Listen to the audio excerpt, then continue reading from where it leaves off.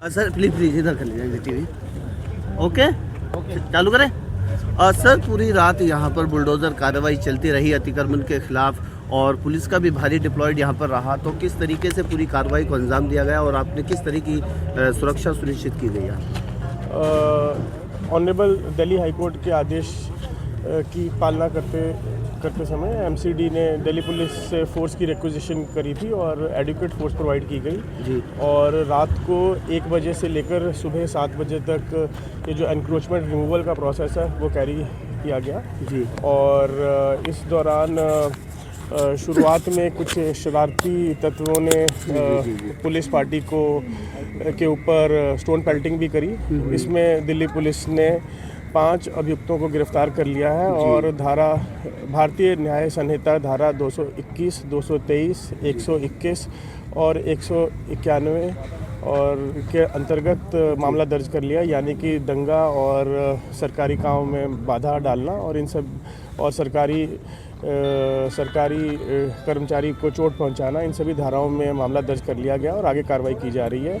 इस मामले की जांच सेंट्रल डिस्ट्रिक्ट की स्पेशल स्टाफ को दे दी गई है। इंस्पेक्टर रैंक के ऑफिसर इसको इन्वेस्टिगेट करेंगे और भी अगर क्योंकि हमारे पास बॉडी वॉर्न कैमरा में इमेजेस हैं और वहाँ से जो भी इमेजेस आएंगी और जो लोग उसमें कॉन्स्पिरेसी में भी शामिल होंगे उनके खिलाफ कार्रवाई की जाएगी। पत्थरबाजी के साथ साथ देखा गया है कि पहले से ही कुछ लोगों की तैयारी थी, तो क्या यहाँ पर पीस मीटिंग भी की गई थी, अमन मीटिंग भी था अमन कमेटी के साथ मिलकर? दिल्ली पुलिस ने तमाम इस तरह के कदम उठाए थे। अमन कमेटी, नागरिक सुरक्षा समिति और इवन मॉस्क के मौलवियों से भी दिल्ली पुलिस ने मीटिंग्स रेगुलर की थी और सभी को ये बताया गया था कि ये केवल एनक्रोचमेंट रिमूवल का प्रोसेस है, इसको किसी और तरह का नाम नहीं देना चाहिए। और उसके बाद भी जो कुछ शरारती तत्व आए और अगर प्लानिंग से आए हैं वो चीज़ें इन्वेस्टिगेशन में सामने आ जाएंगी।